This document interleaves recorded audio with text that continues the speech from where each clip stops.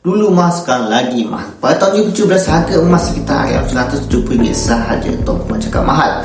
Pada tahun 2018, harga emas sekitar RM190 juga. Tuan Puan cakap mahal lagi. Dan hari ni, harga emas macam RM622. Tuan Puan cakap mahal juga. Maksudnya apa, Tuan Puan? Maksudnya harga emas ini orang rasa agak mahal. Dulu mahal, sekarang akan datang lagi mahal. Orang akan anggap emas ini barang bernilai, barang yang mahal. Jadi Tuan Puan, apa patut yang kita kena buat sekarang? Kalau Tuan Puan nak menabung dalam bentuk emas, jangan tengok harga. Fokus pada pertambahan harga emas. Make sure Tuan Puan konsisten menabung setiap bulan tanpa melihat harga emas.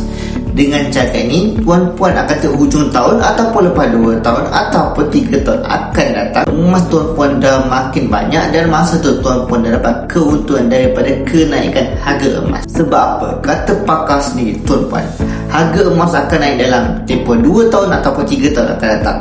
Makin lama kita simpan, makin banyaklah keuntungan yang kita akan dapat daripada kenaikan harga emas. Macam saya sendiri, dulu 1 gram yang pertama saya beli serendah dalam RM250 sahaja. Harga hari ini, harga emas dah mencatatkan kenaikan sebanyak RM622 untuk 1 gram. Jadi kita boleh tengok kenaikan harga emas yang sangat tinggi. Jadi Tuan Puan yang mendapatkan keuntungan yang banyak daripada kenaikan harga emas, mulalah menabung daripada sekarang dan konsisten. Untuk Tuan Puan yang masih belum bermula lagi, bermulalah daripada sekarang. Sebab harga emas tak akan pernah tunggu kita. Kita yang akan ketinggalan. Untuk daftar ekor emas, Tuan Puan boleh klik link di bawah saya untuk saya bantu sebaiknya.